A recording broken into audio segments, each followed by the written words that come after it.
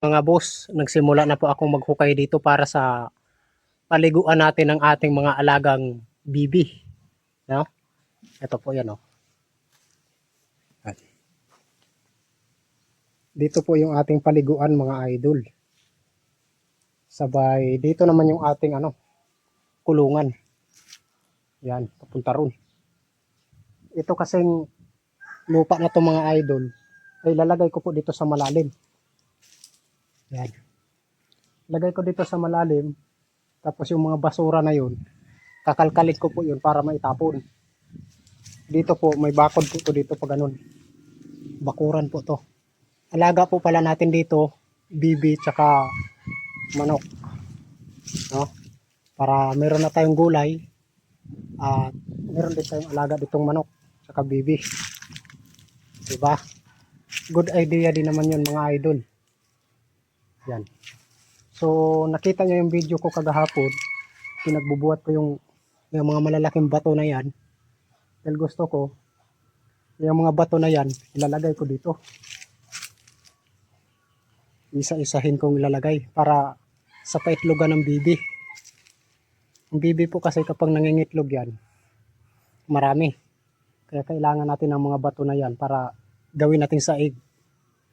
Tapos, lagyan natin ng dayami para hindi mabasag yung mga itlog pagka bumagsak. Diba?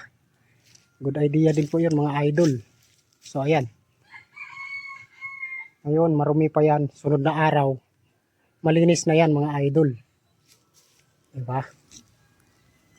At itong butas na to, dito sila maliligo. Ito yung paliguan nila. Kung makikita nyo po yung alaga kong bibi dun sa bahay ko sa Marikina.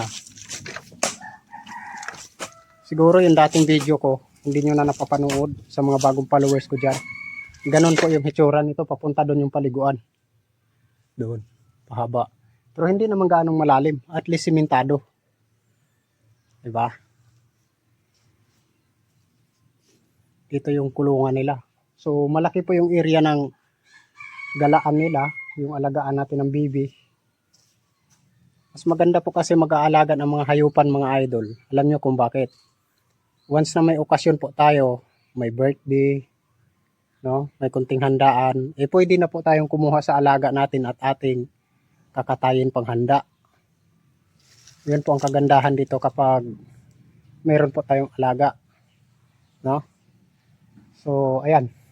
Update ko po kayo mga idol kapag meron na po tayong alaga. Pero habang wala pa po akong alaga, dito po muna ako mag-focus sa paggawa ng butas sa paliguan nila. Marami pa pong basura dyan idol at marami pa pong ayusin yan. Sana masubaybayan nyo ako at masuportahan nyo po ako. Hanggang dito lang po at God bless po sa lahat. Bye bye.